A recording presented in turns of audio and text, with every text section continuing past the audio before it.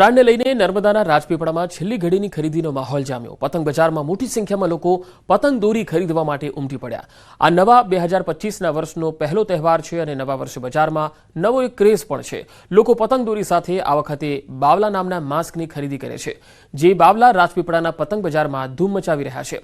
અવનવા માસ્કની વેરાયટીમાં ખોપરી, વાદ્ય, કાર્ટૂન, જોકર જેવા અનેક પ્રકારના માસ્કે લોકોમાં આકર્ષણ પેદા કર્યું છે।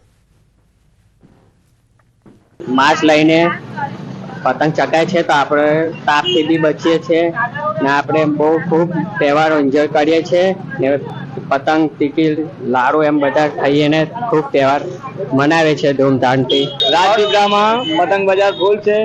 પતંગનું વેચાણ સારું છે, પબ્લિકનો ઘસારો વધારે છે। આજે ફેર દુનિયામાં પતંગો વધારે આવી હતી ને પતંગ વેચાય બી વધારે। કંબાદી માલ છે, વેરાયટી માલ છે, આઈ લવ ઇન્ડિયા બી છે ને 2025ની બી પતંગો છે।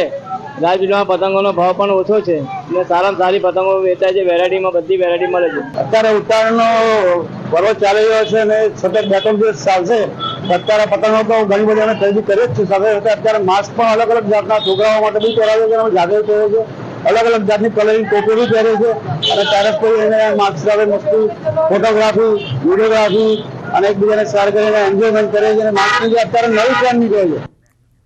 ઉત્તરાયણના આગલા દિવસે એટલે કે આજે શહેરોના બજારોમાં જબરજસ્ત ભીડ છે। અમદાવાદ શહેરના બજારમાં ભારે ભીડ જોવા મળી રહી છે। પોળ વિસ્તારોમાં આવેલ પતંગ બજારમાં લોકો મોટી સંખ્યામાં ઉમટ્યા અને પતંગ દોરીની ખરીદી કરતા જોવા મળ્યા। તો અમદાવાદ શહેરની આ તસવીર અને અમદાવાદ શહેરમાં આજે પતંગ દોરી બજારમાં ભારે ભીડ જોવા મળી રહી છે। ઘણા લોકો દોરી પાવા માટે પણ આવી રહ્યા છે, ઘણા લોકો પતંગ લેવા માટે આવી રહ્યા છે, ઘણા લોકો જથ્થાબંધ વસ્તુઓ ખરીદવા માટે પણ અહીંયા આવી રહ્યા છે। ખાસ પતંગ અને દોરી માર્કેટમાં જબરજસ્ત અત્યારે ઘરાકી નીકળી છે, કારણ કે આવતીકાલે ઉત્તરાયણ છે, પરમ દિવસ વાસી ઉત્તરાયણ છે। આ 2 દિવસ સુધી જે ઉત્તરાયણનો માહોલ રહેવાનો છે રાજ્યભરમાં, ત્યારે અમદાવાદમાં પણ તેનો જબરજસ્ત ક્રેઝ છે। સિદ્ધાર્થ, ઉત્તરાયણનો તહેવાર હોય અને ઉત્તરાયણના તહેવારની મજા માણવા માટે અમદાવાદીઓ હર હંમેશા માટે તૈયાર હોય છે અને કેટલાય દિવસ અગાઉથી તૈયારીઓ કરતા હોય છે। અને જ્યારે હવે આવતીકાલે ઉત્તરાયણનો પર્વ છે ત્યારે છેલ્લા ઘડીની ખરીદી છે તે આપ સ્પષ્ટપણે અહીં જોઈ શકાય છે। આ જે માર્કેટ છે તે રાયપુર ખાડિયા માર્કેટ કહેવાય છે કે આ માર્કેટ સિઝનેબલ ધંધા માટે ખૂબ જ પ્રખ્યાત છે।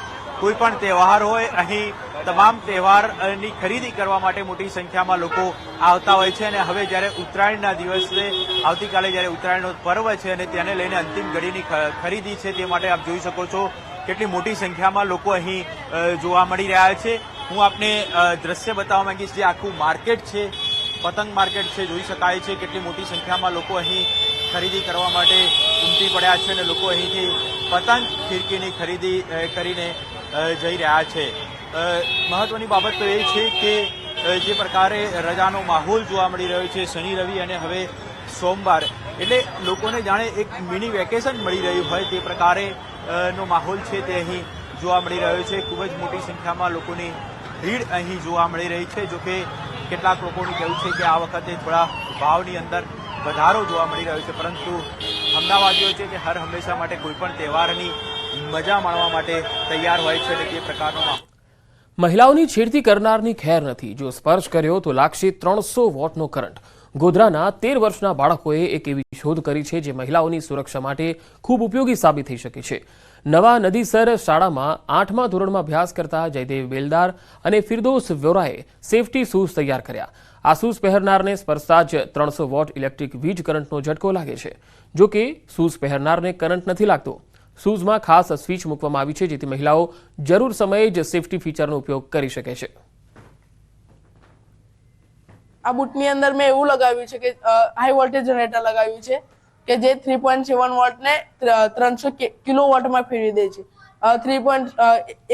એક વાયર મેં જમીનની નીચે લગાવેલો છે, તે અર્થિંગનો વાયર છે, અને બીજો વાયર મેં શરીરમાં लगावा माटे बूट में एवरी फिट करो छे। हम सबको बहुत अच्छा लग रहा है और इसका मकसद था कि लड़कियां सेफ रह सके और उनको कोई अत्याचार ना करे और ये लड़कों को भी काम आ सकता है। कभी वो रात से जॉब से आ रहे हो और कोई लूट मार करे तो लड़के भी स्टार्ट करके इसे यूज कर सकते हैं।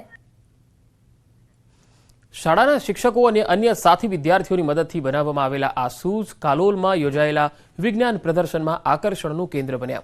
સાંસદ રાજપાલસિંહ જાદવ અને ધારાસભ્ય ફતેહસિંહ ચૌહાણ સહિતે શૂઝની કાર્યપદ્ધતિનો જાતે જ અનુભવ કર્યો અને બાળ વૈજ્ઞાનિકોની કામગીરીને બિરદાવી. શાળાના આચાર્યના મતે આ શૂઝ માત્ર મહિલાઓ માટે જ નહીં પરંતુ નિર્જન કે જોખમી વિસ્તારમાં એકલા અવરજવર કરતા લોકોને પણ સહાયરૂપ થશે. આ વુમન સેફ્ટી શૂઝ છે એ ખરેખર આશીર્વાદરૂપ સાબિત થશે. એનાથી એકવાર ગામમાં કે કોઈને આવો કેસ બનશે તો એને એનામાં ડર પેસશે તો હર કોઈ આ શૂઝ યુઝ કરશે તો આ કેસીસ જે વધી રહ્યા છે એમાં આપણે 101% આપણે ઘટાડો કરી શકીશું. ધોરણ 8માં ભણતો જયદેવે વુમન સેફ્ટી બૂટ બનાવ્યા છે. એના કારણે શું થાય કે રાત્રે છોકરીઓ બહાર નીકળી હોય અને જો એ બૂટ પહેરેલા હોય તો એને કોઈ અડકે તો સામેવાળા વ્યક્તિને એનો ઝાટકો લાગે છે, જ્યારે છોકરીને એની કોઈ અસર થતી નથી.